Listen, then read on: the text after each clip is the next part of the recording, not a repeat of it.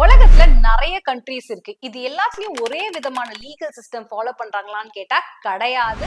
இதுல காமன் லா சிஸ்டம்னு ஒண்ணு இருக்கு. பிரிட்டிஷ் ஆண்ட Commonwealth countries like US, India, Australia இதுதான் ஃபாலோ பண்றோம் அப்படின்னு சொல்றாங்க. இது என்னன்னு கேட்டீங்கன்னா ஜட்ஜ்மெண்ட் லா தான். ஃபர்ஸ்ட் ஸ்டாட்யூட்ல ஏதாவது ஒரு பிரேக் இருந்துச்சுன்னா நாங்க ஜட்ஜ் சொன்னதான் கேட்போம் அப்படின்னு சொல்றாங்க.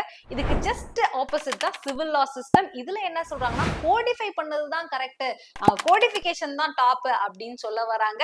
நீங்க என்னதான் லா வச்சிருந்தாலும் எங்க ரிலிஜன் தான் டாப், ரிலிஜியஸ் லாஸ் நாங்க ஃபாலோ பண்ணுவோம் அப்படின்னு சொல்றதுதான் ரிலிஜியஸ் லா சிஸ்டம். இதை ஃபாலோ பண்றது ஆப்கானிஸ்தான் ஒரு எக்ஸாம்பிள். இஸ்லாமிக் ரூல்ஸை ஃபாலோ பண்ணுவாங்க.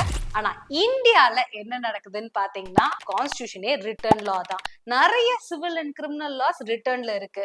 சோ நம்ம சிவில் லாவை பிராக்டிஸ் பண்றோமா, அதாவது சிவில் லா சிஸ்டம். அடுத்து பாத்தீங்கன்னா ஜட்ஜ்மெண்ட் லாஸ். நம்ம கேஸுக்குலாம் என்ன சொல்றோம், கேஸ் லான்னு தான் சொல்றோம். அதே மாதிரி ரேஷியோ டெசிடென்டியை ஃபாலோ பண்றோம். ஸோ காமன் லா சிஸ்டத்தையும் சேர்த்து ஃபாலோ பண்றோமா.